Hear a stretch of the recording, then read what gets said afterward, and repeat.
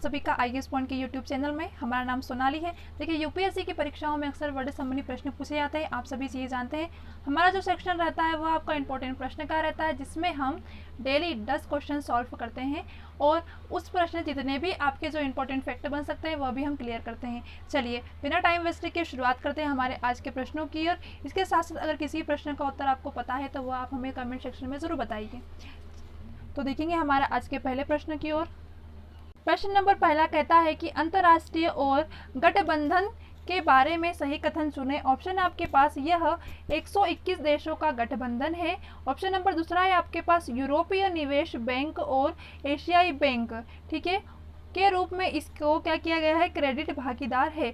आपको बता दें कि इसका जो सही जवाब है वो आपका ऑप्शन नंबर ए और ऑप्शन नंबर दो दोनों ही है, यानी कि अंतर्राष्ट्रीय गैर संगठन के बारे में यह 121 देशों का क्या है, एक गठबंधन भी है। इसके साथ साथ यह यूरोपीय जो विश्व बैंक है और एशियाई जो विश्व बैंक है, इनके रूप में क्या करता है, क्रेडिट भागीदार है। तो आपका ऑप्शन नंबर ए और बी दोनों ही सही होगा। अगले प्रश्न की ओर चलते हैं। इसके साथ पहले मैं आपको ये बता दूं इसके बारे में कुछ जानकारी। अभी अंतर्राष्ट्रीय जो सौर गठबंधन है ये 121 देशों को एक गठबंधन है। इसका उद्देश्य क्या है, तो इसका उद्देश्य जो है वह है सौर ऊर्जा और जो कुशल ऊर्जा होती है इसकी खपत के लिए काम करना। किसके लिए, तो आपको याद रखना है कि जो सौर ऊर्जा और जो कुशल ऊर्जा होती है इसकी जो खपत है इसके लिए काम करना, यही अंतर्राष्ट्रीय सौर गठबंधन का क्या है, उद्देश्य है। आगे देखेंगे हम। और जीवाश्म ईंधन पर क्या करता है, यह निर्भरता का काम करता है। यूरोपीय निवेश बैंक और एशियाई जो बैंक है इसके रूप में इसमें इसके जो क्रेडिट भागीदार है, जैसा कि आपने ऑप्शन में देखा था। चलिए अगले प्रश्न की ओर।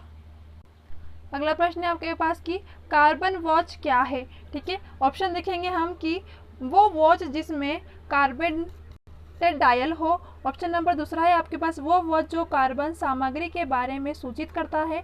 ऑप्शन नंबर सी है आपके पास एक ऐसा मोबाइल ऐप जो कार्बन फुटप्रिंट के बारे में जानकारी देता है। ऑप्शन नंबर डी है आपके पास ऐसे ग्लासेस जो प्रदूषण के बारे में जानकारी देते हैं। आपको बता दें कि जो कार्बन वॉच है इसके बारे में जो कथन है वह आपका ऑप्शन नंबर सी सही है, यानी कि एक ऐसा मोबाइल ऐप है जो कि कार्बन जो फुटप्रिंट होते हैं उसके बारे में क्या देता है, जानकारी देता है। चलिए देखते हैं कैसे।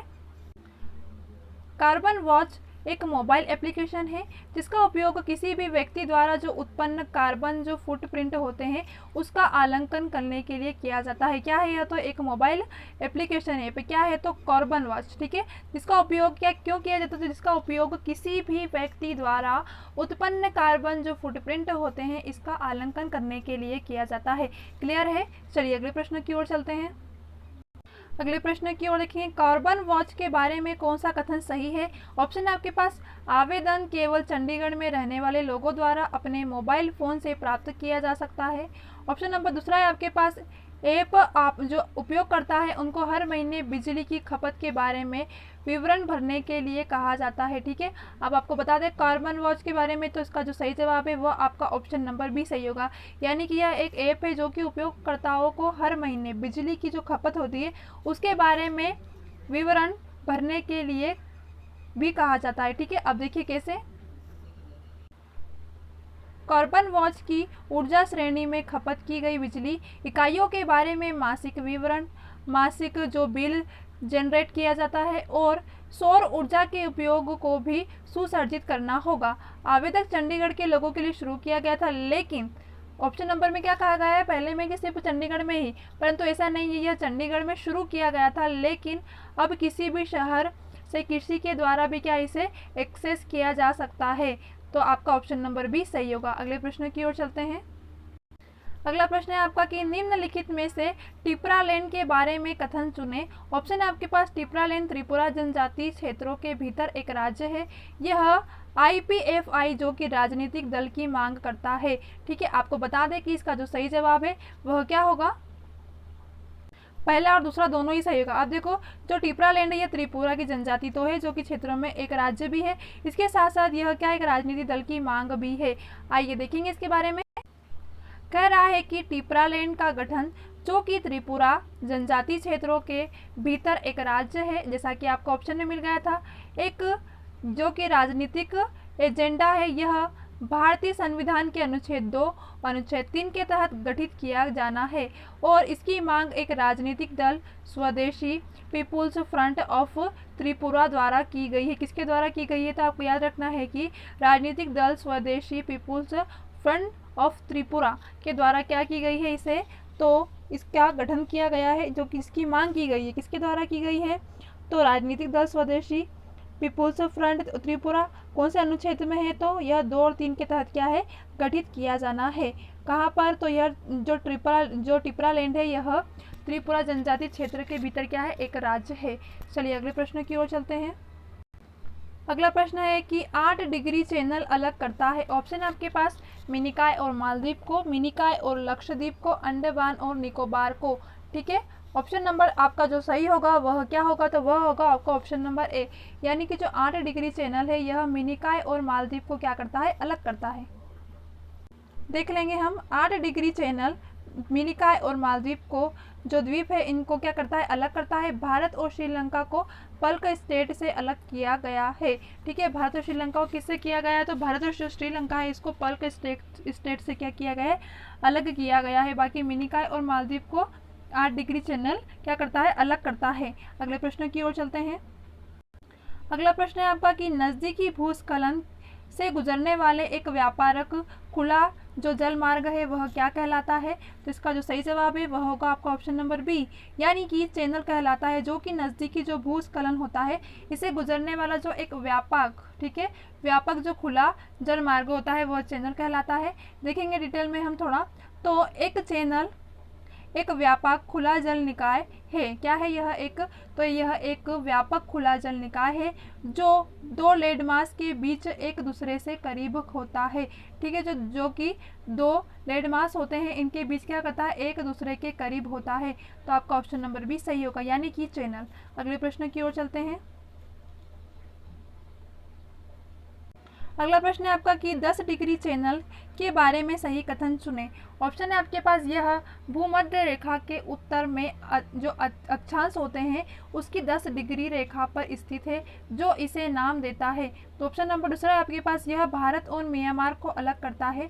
ऑप्शन दिए है आपके पास केवल पहला या केवल दूसरा। आपको बता दें कि 8 डिग्री चैनल के बारे में जो कथन है वह ऑप्शन नंबर आपका जो पहला है वह सही है, यानी कि यह भूमध्य रेखा के उत्तर में अक्षांश की 10 डिग्री रेखा पर क्या है, स्थित है, जो क्या करता है, इसे नाम देता है। चलिए देख लेंगे। कह रहा है कि 10 डिग्री चैनल बंगाल की खाड़ी में निकोबार द्वीप समूह से अंडमान द्वीप समूह को अलग करता है। किसको? निकोबार जो द्वीप समूह है उससे अंडमान द्वीप समूह को क्या करता है, अलग करता है। और भूमध्य रेखा 10 डिग्री अक्षांश उत्तर से स्थित है। कितने? 10 डिग्री अक्षांश उत्तर में क्या है, स्थित है। क्या है? तो भूमध्य रेखा। ठीक है, अब 10 डिग्री चैनल यह क्या करता है, कहाँ पर, तो बंगाल की खाड़ी में निकोबार जो द्वीप समूह है उससे अंडमान द्वीप समूह को अलग करता है। ठीक है, क्लियर है। अगले प्रश्न की ओर चलते हैं। अगला प्रश्न है आपके पास कि ट्रांजिट एंटीसिपेटरी बेल की अनुपस्थिति के मामले में क्या होता है। ऑप्शन है आपके पास कि पुलिस किसी को उसके गृह नगर या होम टाउन से गिरफ्तार कर सकती है लेकिन उस व्यक्ति के पास जमानत के लिए आवेदन करने का अवसर है। ऑप्शन नंबर दूसरा है आपके पास कि पुलिस जमानत के लिए आवेदन करने का अवसर दिए बिना किसी व्यक्ति को अपने गृह नगर या होम टाउन से गिरफ्तार कर लेती है। ठीक है, आपको बता दें इसका सही जवाब है वो आपका ऑप्शन नंबर बी होगा। ठीक है, यह बोला गया है कि ट्रांजिट का, अब देखिए किस तरीके से,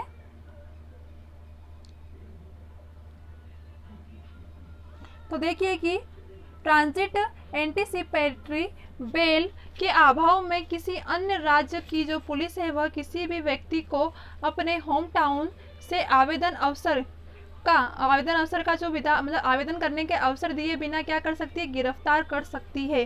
ठीक है, इसके साथ साथ इस व्यक्ति के पास एकमात्र विकल्प नियमित जमानत के लिए आवेदन करना होगा और उस राज्य में ले जाना होगा जहां मामला दर्ज किया गया है। ठीक है, मतलब कि एक ही ऑप्शन रहेगा कि जो मामला हैगा उसको मतलब उसके लिए क्या करना पड़ेगा, एक आवेदन देना पड़ेगा और उस मामले को कहाँ पर दर्ज कराना होगा, जहाँ पर ये मामला दर्ज कराया है वहीं पर उस रिपोर्ट को प्रस्तुत करना पड़ेगा। तो इस तरह आपका ऑप्शन नंबर जो बी है वह सही होगा। अगला प्रश्न है आपके पास कि ट्विटर की उत्पत्ति किस देश में हुई थी। आई होप आप सभी को यह तो पता ही होगा। आपको बता दें कि अमेरिका, यूके, जापान या फिर दक्षिण कोरिया। चलिए, तो इसका जो सही जवाब होगा वह होगा अमेरिका, यानी कि जो ट्विटर है इसकी उत्पत्ति कब हुई थी, अमेरिका में। चलिए देख लेंगे।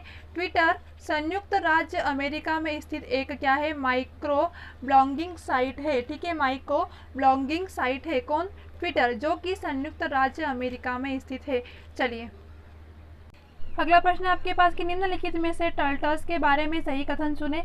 ऑप्शन है आपके पास उसके पास फेलेक्स जैसे क्लब है। ऑप्शन नंबर दूसरा आपके पास वे शाकाहारी जानवर है। ऑप्शन नंबर तीसरा है आपके पास इसका जीवन 150 वर्ष का है।